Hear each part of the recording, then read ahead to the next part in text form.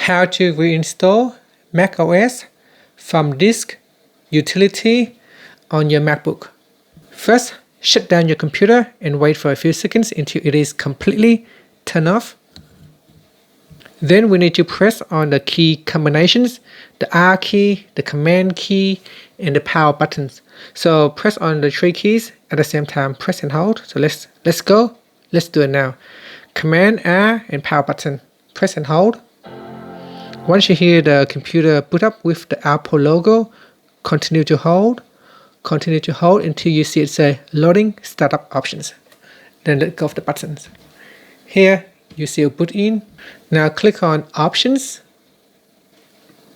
and then click on continued. Wait for the boot up menu appears on the screen, and then we select a username. Then click on next and enter the password. After that, you want to click on reinstall macOS and then click on continued. Here we click on the continue button and it says loading installation information. Okay, so from here you can click on I agree and then choose your disk. So choose that one, and then it's a unlock, so click on unlock. You need to enter in your password, and from here select the hard disk and click on continued.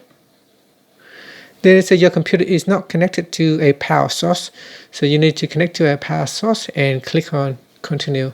Now from here on you can follow the on-screen instruction to complete the whole process. It should be straightforward, and that's it. Thank you for watching this video.